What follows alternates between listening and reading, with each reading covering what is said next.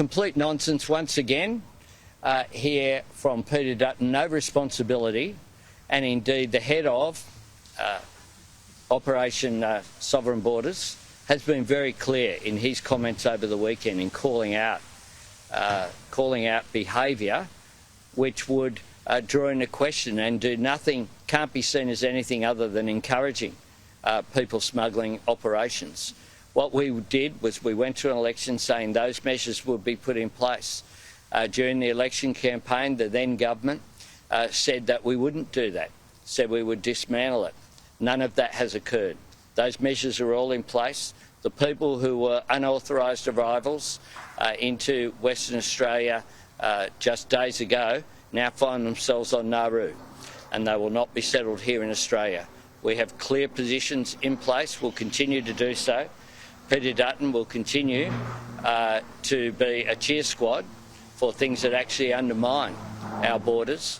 And last week, of course, there was a report by Dennis Richardson that outlined his period as Minister for Home Affairs, where hundreds of millions of dollars went to people of very shady character with an extraordinary waste of government resources. What we have done is to have to clean up the mess that Peter Dutton left, who always talked big, always talked aggressively, but didn't put in place appropriate care for where Australian taxpayers' funds were going. Is there a need, though, for a change in...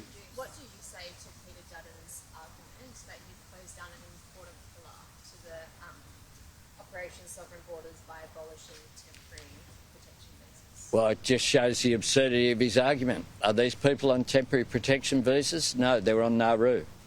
They're on Nauru.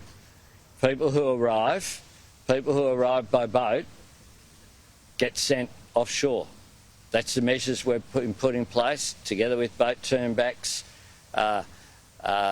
redepositing people back in other places.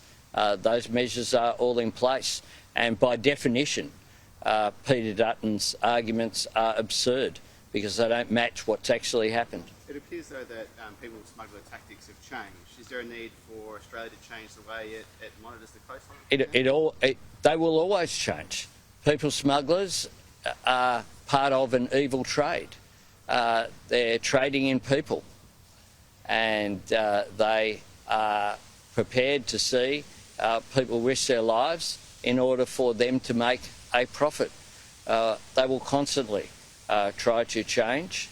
What we will do is constantly be vigilant and ensure that the message is very firmly sent, as we have on this occasion.